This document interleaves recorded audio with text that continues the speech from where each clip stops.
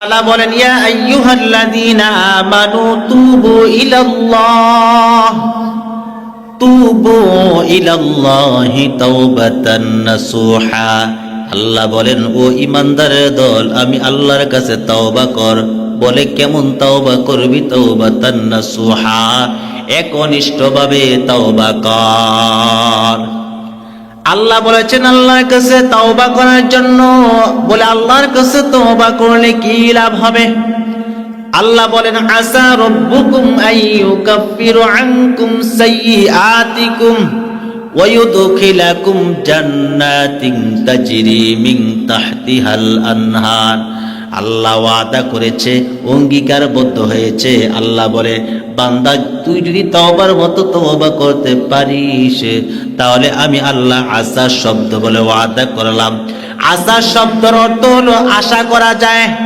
কোন বান্দা কোন মানুষ যদি এই আশা শব্দ ব্যবহার করে তাহলে এর অর্থ হবে আশা করা যায়।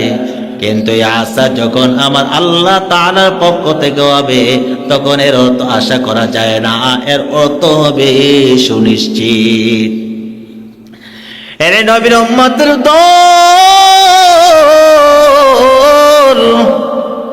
আমার আল্লাহ পাক রব্বুল আলামিন ওয়াদা করেছে বান্দা তুই যদি তাওবার মতো তাওবা করতে পারস, আইয়ুকাফিরু আনকুম সাইয়্যাতিকুম, আল্লাহ এক নাম্বার ওয়াদা করেছে বান্দা আমি তোর জীবনের সমস্ত গুনাহগুলি ক্ষমা করে দেব।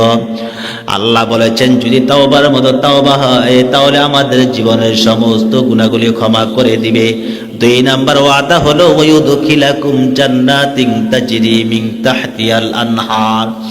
আল্লাহ বলে বান্দা আমি তোকে জাহান্নামের খাতা থেকে তোর নামটা কর্তন করিয়া আমি আল্লাহ তোকে জান্নাতে প্রবেশ করাই দিব। সুবহানাল্লাহ।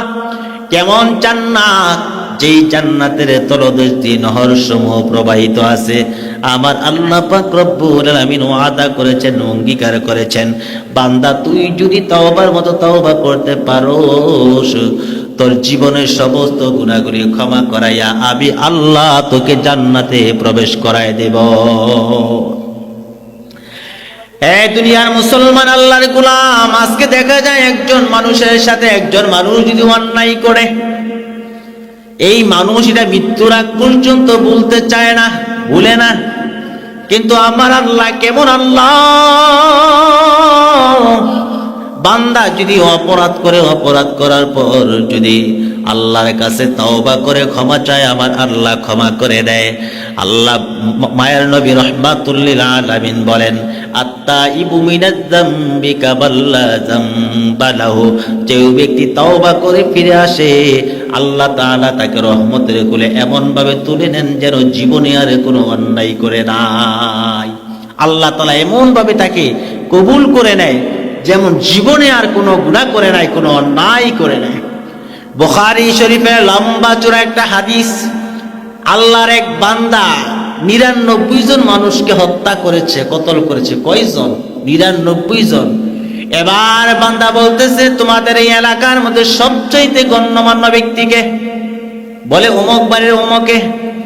তার কাছে গেছে, গিয়ে বলতেছে জনাব আমি জীবনে ৯৯ জন মানুষকে হত্যা করেছি, কতল করেছি, আপনি সমাধান দেন। বলে আমার জীবনে আমি আল্লাহর কাছে ক্ষমা চাইলে আল্লাহ ক্ষমা করবে কিনা? ওই আল্লাহর বান্দা জানায়া দেয় তুমি ৯৯ জন মানুষকে হত্যা করেছো, কতল করেছো, আল্লাহ তোমাকে ক্ষমা করবে না। এই আল্লাহর বান্দা ওনাকেও হত্যা করলো, কতল করলো। কতল করার পর ১০০ জন পূর্ণ করলো। এই ১০০ জন পূর্ণ করার পর বলতেছে এই এলাকার মধ্যে সবচেয়ে গণ্যমান্য বড় আলেমকে দেখায়া দেওয়া হলো। যাওয়ার পর বলে জনাব আপনার কাছে এসেছি বড় একটা বিষয় নিয়ে। বলে এমন এমন বিষয়, আমি আমার জীবনে ১০০ জন মানুষ কতল করলাম, হত্যা করলাম, আপনার কাছে জানতে চাওয়া মন এই যে ১০০ জন মানুষ কতল করলাম আমার আল্লাহ আমাকে ক্ষমা করবে কিনা? ওই বিজ্ঞ আলেম বলল যাও যাও অমুক দেশে চলে যাও, ওই দেশের মধ্যে যাইয়া দেখবা বিরান মরুভূমির মধ্যে এমন কিছু লোক আছে তারা শুধু জিকির আজকার করে ইবাদতের মধ্যে মগ্ন আছে, তুমিও তাদের সাথে শামিল হয়ে যাইবা, শামিল হইয়া তুমিও তাদের সাথে ইবাদত করবা, তাহলে আল্লাহ তাআলা তোমাকে ক্ষমা করে দিতে পারে। ওই আল্লাহর বান্দা এই কথা শুনে ওই দেশে দিয়ে রওনা দিলেন। আল্লাহর কি কারিশমা, তার পথের মধ্যে মৃত্যু হয়ে গেল, আজরাইল চলে আসছে। এখন আজরাইল যে চলে আসছে, তার রূহ কে কবজ করবে, রহমতের ফেরেশতা না বদকার? এই বিষয়ে দুই দলের মধ্যে মতানৈক্য শুরু হয়ে গেল। রহমতের ফেরেশতা বলে আমরা তার রূহ কবজ করব, বদকার বলে না, 100 জন মানুষ হত্যা করেছে, কতল করেছে, তোমাদের দ্বারা তার রূহ কবজ করা যাবে না, আমরা করব। দুই দলের মধ্যে এখন ফিটফাট, একজন বলতেছে আমরা করব, আর একজন বলে না, তার রূহ আমরা করব, রূহ কবজ করব। একজন মানুষ, ফেরেশতা মানুষের বেশ ধরে আসছে, আল্লাহ পাঠাইছে। কে পাঠাইছে? আল্লাহ পাঠাইছে। উনি এসে বলতেছে আমি তোমাদেরকে একটা সমাধান দেই, মানবা? কই মানবো। কি সমাধান দাও তো দেখি। তখন ফেরেশতা মানুষ রূপী ফেরেশতা বলতেছে তোমরা জায়গাটা মাপো। এই আল্লাহর বান্দা 100 জন কতল করেছে ঠিক, কিন্তু সে হেদায়েত পাওয়ার জন্য আল্লাহর ভয় নিয়ে সে ঘর থেকে বাড়ি থেকে বাইরে হয়েছে, যেই উদ্দেশ্যে গিয়েছে, যেই দেশে যাবে ওই জায়গাটা মাপো। যদি ওই জায়গাটা বেশি হয়, কম থাকে, তাহলে রহমতের ফেরেশতা তার রূহ কবজ করবে। আর যদি যেই জায়গা থেকে এসেছে এই জায়গা কম হয়, তাহলে বদকার ফেরেশতা তার রূহ কবজ করবে। এই বিষয়ে যখন মতানৈক্য হলো, তখন তারা সিদ্ধান্ত মেনে গেল। এখন মাপা শুরু হলো। আল্লাহর কি কুদরত, সব কিছু পারে একজন, তিনি কে জায়গাটা সংকীর্ণ করে দিলেন। মেপে দেখা গেল যেই দেশে হেদায়েতের উদ্দেশ্যে যাচ্ছিল ওই জায়গাটা বেশি চলে গেছে। এখন রহমতের ফেরেশতারা তার কি করলো? রূহ কবজ করলো। রূহ কবজ করার পর তখন আল্লাহ তাআলা দেখেন মাত্র 100 জন মানুষ কতল করেছে, এত গুনাহ করার পর, হত্যা করার পর তাওবার নিয়তে শুধু বাইর হয়েছে। আল্লাহ পাক রব্বুল আলামিন তার তাওবা কবুল করে নিয়েছেন। হে নবীর উম্মতের দল, বলার উদ্দেশ্য হলো আজকে দেখা যায় আমরা এত গুনাহ করি, এত অন্যায় করি, এত অপরাধ করি, কিন্তু তারপরও দেখা যায় আমরা তাওবা করি না, অনুশোচনা হই না, আল্লাহর কাছে ছোট হইতে চাই না, ঠিক কিনা? আল্লাহ বলেন ওয়াতুবু ইলাল্লাহি জামিআ আইয়ুহাল মুমিনুনা লাআল্লাকুম তুফলিহুন। ও ঈমানদারের দল, তোরা তাওবা কর, আমার কাছে আস, যাতে উভয় জগতে তোমরা সাফল্য হতে পারো। সাফল্য মণ্ডিত যদি হতে চাও, তাহলে তোমরা তাওবা করো, আমার কাছে আসো। এই বিষয়ে আরেকটি হাদিস আছে, হযরত মুআবিয়া রাদিয়াল্লাহু তাআলা আনহু, আল্লাহর রাসূলের প্রসিদ্ধ সাহাবী। এই সাহাবী দৈনিক তাহাজ্জুদের নামাজ পড়ে। কিসের নামাজ? তাহাজ্জুদের নামাজ। মিস্টেক হয় না, মিস হয় না, তাহাজ্জুদের নামাজ পড়ে। একদিন শয়তান মানুষরূপী বেশ ধরে গেছে, মানুষের ভিতরে প্রবেশ করতে পারে, সেই কুওয়াত শক্তি আল্লাহ তাআলা তাদেরকে দান করছে।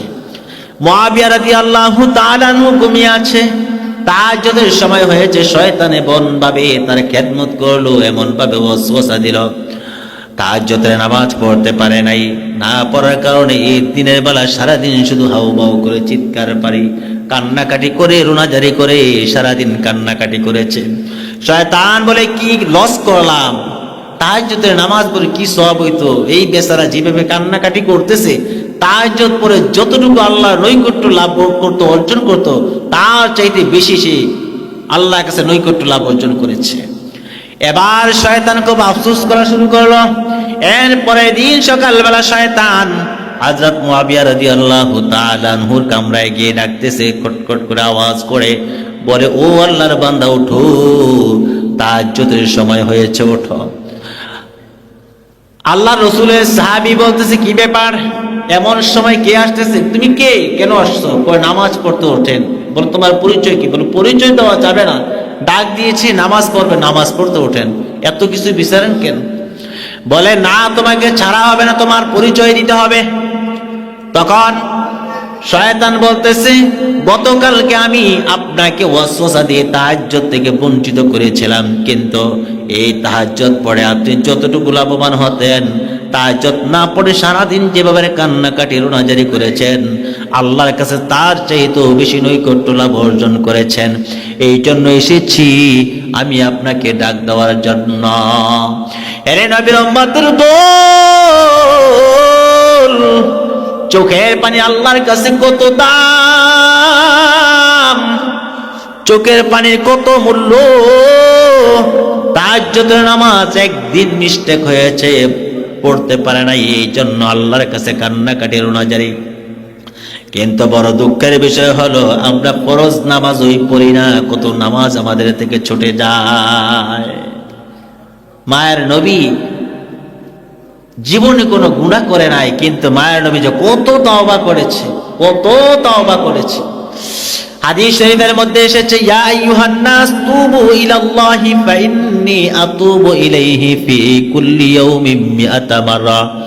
হে উম্মতের দল, তোমরা আল্লাহর কাছে তওবা করো, আমি পয়গম্বর আল্লাহর কাছে কমপক্ষে দৈনিক 100 বার তওবা করি। মায়ের নবী জীবনে কোনো অন্যায় করে নাই, কোনো গুনাহ করে নাই, কিন্তু মায়ের নবী দেখা যায় দৈনিক কমপক্ষে 100 বার তওবা করে। আমাদের গুনার কোনো উকবা নাই, কোনো গোনা নাই, কোনো সংখ্যা নাই, কয় হাজার বার কয় শতবার দৈনিক গুনাহ করি, কিন্তু আমরা একবারের জন্য আল্লাহর কাছে তওবা করি না, ঠিক কিনা? যেই নবীর বিষয়ে আল্লাহ তাআলা ঘোষণা করে দিয়েছেন, লিয়াগফিরা লাকাল্লাহু মা তাকদ্দামা মিন যামবিকা ওয়া মা তাআখার। ও নবী,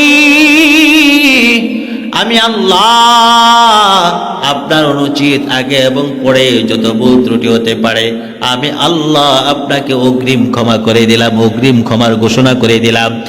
যেই নবীকে আল্লাহ অগ্রিম ক্ষমা করে দিয়েছে, ওই নবী যদি দৈনিক 100 বার তাওবা করে, যেই উম্মতের গুনার কোনো সংখ্যা নাই, সীমা নাই, ওই উম্মত দৈনিক কয় লক্ষ বার তাওবা করার দরকার ছিল।